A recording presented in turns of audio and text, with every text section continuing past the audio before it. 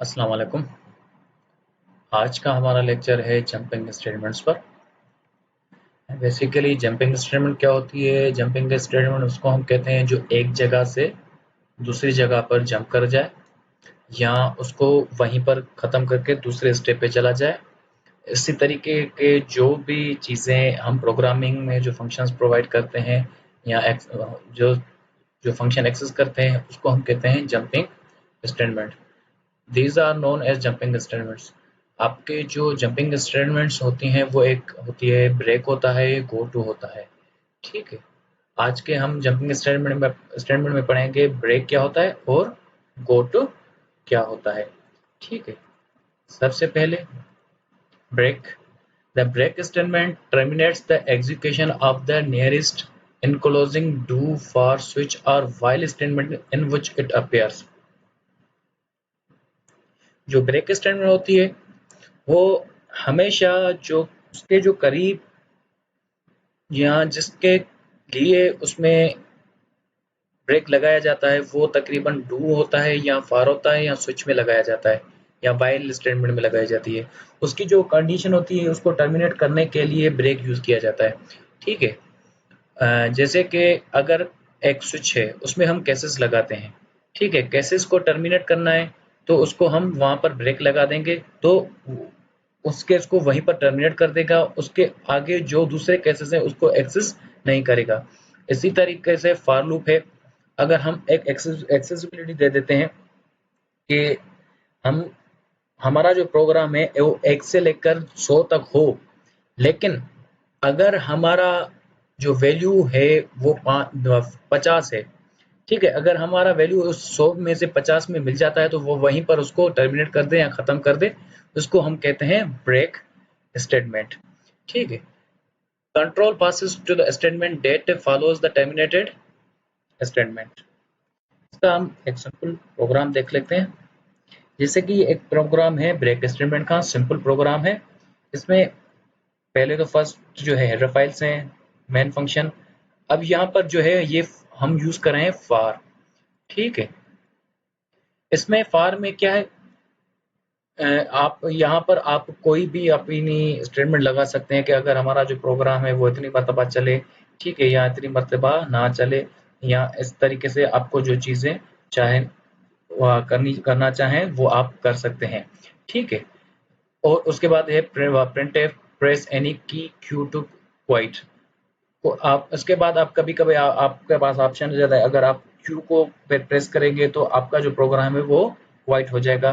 ठीक है, तो उसके बाद है स्कैनफ। स्कैनफ में हम उसमें वैल्यू ले रहे हैं।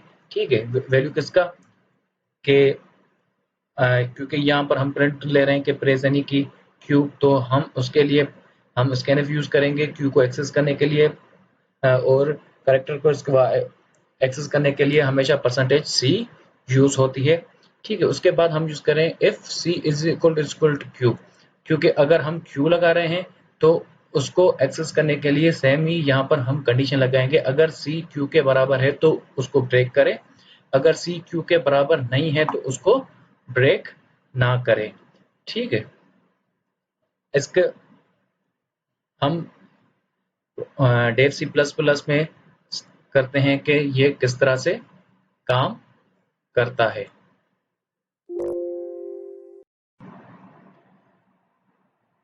ये एक छोटा सा प्रोग्राम है।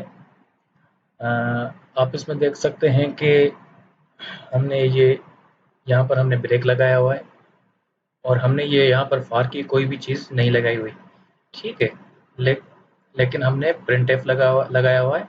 ये तब तक बंद नहीं होगा प्रोग्राम या टर्मिनेट नहीं होगा जब तक हम इसमें क्यू प्रिंट नहीं करेंगे। ठीक है, क्योंकि हमने यहाँ पर फार की कंडीशन लगाई हुई है, यहाँ पर हमने कुछ भी नहीं लगाया, मीन्स कि ये इन्फिनाइट एक्सेसिबिलिटी में जा रहा है। ठीक है, जैसे कि यहाँ पर हमें हमें शो करेगा प्रिंट एफ एनी की क्यू टू क्वाइट। ठीक है, अगर हम कोई भी की प्रेस करेंगे तो फिर से हमें पूछेगा कि प्रेस एनी की। ठीक है, अगर हम कोई भी की प्रेस करेंगे तो ये टर्मिनेट नहीं होगा जब तक हम क्यू नहीं लगाएंगे। जैसे ही हम क्यू लगाएंगे, इसके स्कैनफ में हमने क्यू लगा लिया, ले लिया। ठीक है, वो इफ कंडीशन में चला जाएगा। अब इफ कंडीशन में क्या होता है ठीक है, वो एक कंडीशन चेक करता है, जैसे कि अगर सी की में जो वैल्यू है वो बराबर है क्यू के, तो वो उसको ब्रेक कर दे, अगर बराबर नहीं है तो फिर से उसको प्रिंटफ वाली स्टेटमेंट पर भेज दे। ठीक है, अब पहले सबसे अब इसको हम क्या करते हैं, इसको कंपाइल करते हैं, अगर इसमें कोई एरर वगैरह है तो वो हमें डिस्प्ले कर देगा।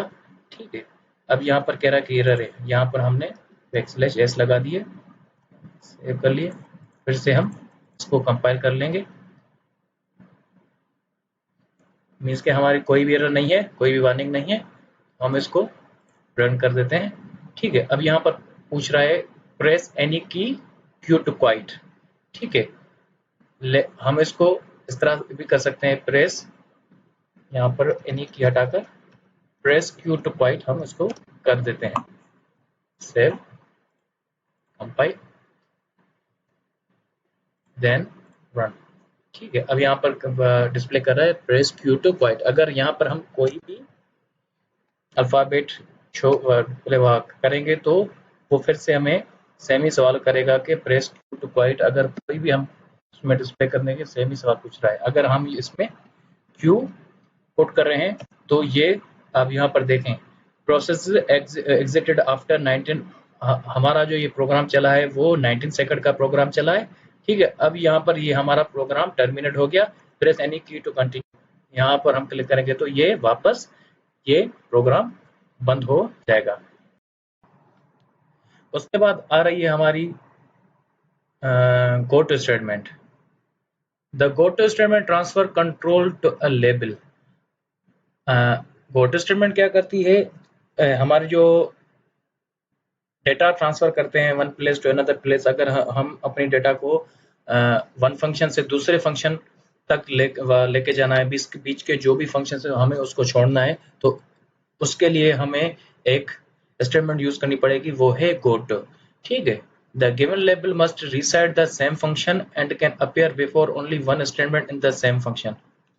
ठीक है, फंक्शन में एक जगह से जब दूसरी जगह पर हम अपने डेटा को ट्रांसफर करेंगे या अपनी सेक्शन को चेंज करेंगे, तो उसके लिए हम एक जैसे कि लेबल लगाएंगे, जैसे कि यहाँ पर है गो टू लेबल। ठीक है, यहाँ पर कोई भी लेबल है, ठीक है, हमें यहाँ से यहाँ तक जाना है, बीच में जो भी सारी चीजें हैं हमें उसको विड्रॉ करना है, उसको नहीं लेना।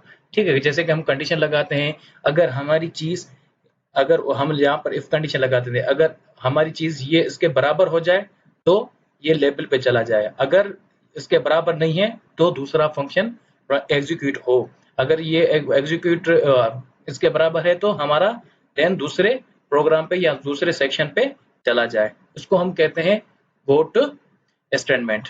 ठीक है, ये इसका एक सिंपल प्रोग्राम है। यहाँ पर हमने कांस्टेंट वैल्यू ले लिया है, जो हमने 100 कर दिया है। कांस्टेंट वैल्यू उसको आपको पता है, कांस्टेंट वैल्यू उसको कहते हैं जो अनचेंजेबल हो। ठीक है, वो उसमें हम अगर अनदर साइड पे हम अगर रन टाइम पर जैसे कि हम वैल्यू चेंज कर देते हैं किसी भी वेरिएबल की, हम इसकी वैल्यू चेंज नहीं करते, जो हम कांस्टेंट लगा देते हैं वो उसकी जो वैल्यू है वो फिक्स हो जाती है। ठीक है, यहाँ पर हमने इंटीजर आई लिया हुआ है और ये यहाँ पर हमने डबल दूसरा डेटा टाइप लिया हुआ है जिसका नाम है डबल।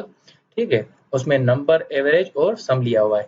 ठीक है, उसमें हमने फार की कंडीशन लगाई हुई है, फार इफ इज इक्वल, हमारी अगर जो आई है वन के बराबर है और आई लेस देन इक्वल टू, हमने उसको कंडीशन में लगा दिया है मैक्सिमम इनपुट पे और आई प्लस प्लस। उसके बाद हमने प्लीज एंटर द नंबर आई, माना मीन्स के जो हमने नंबर लिया हुआ है 1 to 100, वो तब तक चलता रहेगा जब तक हमारी कंडीशन ये ट्रू होती रहेगी। जैसे ही हमारी कंडीशन ये फॉल्स हो गई तो वो जंप कर देगा किस पे, जंप यहाँ पर हमने लगा दिया है गो टू जंप, और ये जंप किस पे करेगा, इस फंक्शन पर। ठीक है, उसके बाद ये हमारे फंक्शंस चलेंगे और ये हमारा फंक्शन रन, या इसका यह हमारा जो फंक्शन है sum plus is equal to number, ये हमारा काउंट नहीं होगा। ये तब हमारा काउंट तब तक हमारा काउंट होता रहेगा जब तक ये हमारी कंडीशन ट्रू होती रहेगी। अगर जैसे ही हमारी कंडीशन फॉल्स हो गई तो ये यहाँ पर जंप कर देगा। ये हमने ये प्रोग्राम इसमें लिख लिया है। ठीक है, इसी प्रोग्राम को, ये वही सेम प्रोग्राम है जो स्लाइड्स में था, ठीक है। अब हम इस प्रोग्राम को एग्जीक्यूट करते हैं कि बेसिकली इसका रिजल्ट किस तरह से आता है और ये किस तरह से काम करता है। फिर से हम इसको देख लेते हैं। ठीक है, ये हमने मैक्सिमम इनपुट ले लिया है जो कांस्टेंट है, जो यहाँ पर हमने कंडीशन लगा दी है। मीन्स के जो हमारा प्रोग्राम है वो कांस्टेंट 100 तक चलेगा, लेकिन बीच में अगर हमारी जो कंडीशन है वो फॉल्स हो जाती है तो वो उसको टर्मिनेट कर देगा और इस सेक्शन पे चला जाएगा।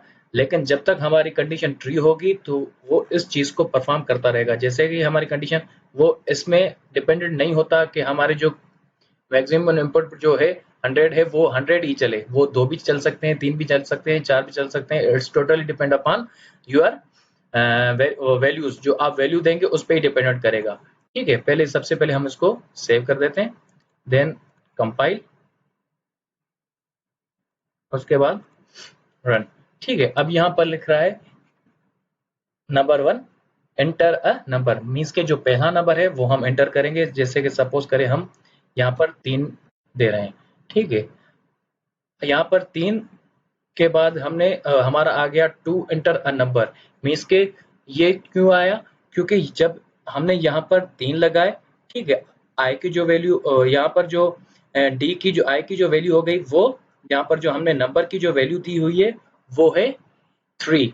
ठीक है, जब हमने इस कंडीशन को चेक किया, 3 जो है वो इस नंबर से मतलब कम है व बड़ा है, तो उसने दूसरे उस नंबर पे चला गया। जैसे ही ये कंडीशन ट्रू हो जाएगी, नंबर जो इफ नंबर है ये कंडीशन हमारी ट्रू हो गई। ठीक है, हमारा जो सेक्शन है वो फॉल्स हो गया, तो सेक्शन फॉल्स हो गया और हमारी ये कंडीशन ट्रू हो गई तो डायरेक्ट इस पे चला जाएगा। जैसे ही हमारी ये कंडीशन फॉल्स हो गई और ये कंडीशन हमारी ट्रू हो गई तो ये यहाँ पर चला जाएगा। ठीक है, क्योंकि अब यहाँ पर देखें, यहाँ पर जो 3 है, यहाँ पर हमारी जो वैल्यू आ गई वो 3 आ गई। ठीक है, क्योंकि हमने जो इनपुट दिया है वो 3 दिया हुआ है। अब यहाँ पर जो 3 is less than 0.00, this is the false. तो सेम क्या करेगा, ये इसको फॉलो करके देन आगे सेम ही ये चीज हमें डिस्प्ले कर देता है। ठीक है, अब ये से कि यहाँ पर आ गया एंटर नंबर 3। अब सपोज करें हम यहाँ पर देना है 6, तो फिर से ही सेम चीजें दे रहा है। अगर हमें यहाँ पर देना 3.3 तो फिर से सेम चीजें दे रहा है। अब 0.0 से कम कौन सी वैल्यू होती है, वो 0.00 से हमेशा कम वैल्यू माइनस में होती है। ठीक है, सपोज करें अगर हम यहाँ पर -3 दे रहे हैं तो ये क्या है, अब ये कंडीशन वो हमारी कंडीशन जो है, यहाँ पर अगर हम -3 दे रहे हैं तो ये हमारी कंडीशन ट्रू हो रही है। जैसे ही हमारी ये कंडीशन ट्रू होगी तो ये गो टू जंप, ये क्या कर देगा, जंप कर देगा किस पे, इस चीज पे।